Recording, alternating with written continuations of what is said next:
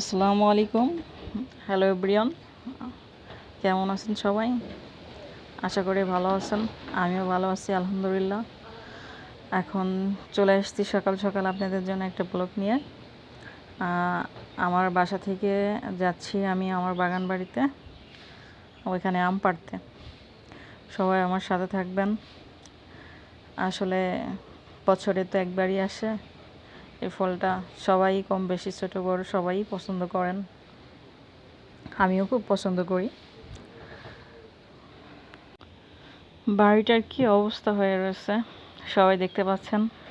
আমি আম পাড়তেছি, আর ওইটা আমার ভাগ্নে, ও গাছে উঠবে। নিচ থেকে তো সম্পূর্ণ আম পাড়া যাবে না। আর যে আম খুঁড়তেছে ওটা হচ্ছে আমার বোন। সবাই কিন্তু আমার সাথে থাকবেন। বাড়িটার অবস্থা খুবই খারাপ। প্রায় 7-8 বছর বাড়ির মানে কোনো পরিষ্কার পরিচ্ছন্ন করা হয়নি। শুধু বছর বছর এই আম পাড়তে আসা হয়, তাছাড়া এখানে আসি না। আপনাদের যদি ভালো লেগে থাকে তাহলে অবশ্যই কিন্তু আমার সাথে থাকবেন।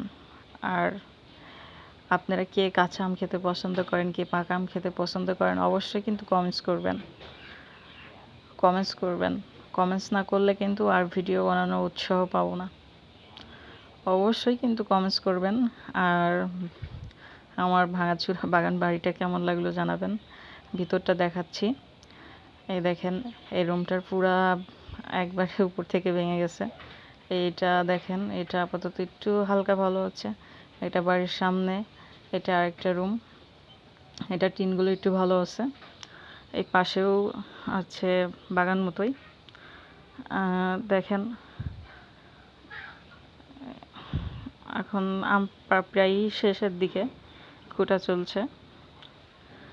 খুঁটছে সবাই। এই তো প্রায় শেষ করে চলে এসেছি বাসায়। দেখেন, হাত মুখটা ধুয়ে আমগুলো ফ্রেশ ফাটা এগুলো আপনার বাছাই করার পরে সবাইকে কম বেশি করে দিব। আপনাদেরও যদি খেতে মন চায় অবশ্যই আমাকে জানাবেন। দেখেন কত সুন্দর লাগছে আমগুলো দেখতে। এই আমগুলো খুবই সুস্বাদু, খুবই মিষ্টি। অবশ্যই কিন্তু যদি খেতে মন চেয়ে থাকে আমাকে জানাবেন। এই দেখেন, এই বস্তাতেও আছে। ওইগুলো ঢালার পরে, ওইগুলো উঠায় নেওয়ার পরে এই বস্তাগুলো বাছাই করা হবে। এই যে সবার জন্য আলাদা করে দিয়ে হচ্ছে।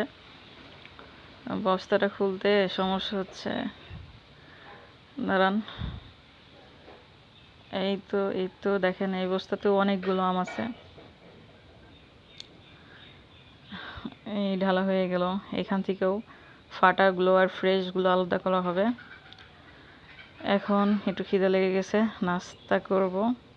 এই নাস্তার ব্যবস্থা করে ফেলছি। নাস্তা খেয়ে এদের সবাই মিলে খাচ্ছি।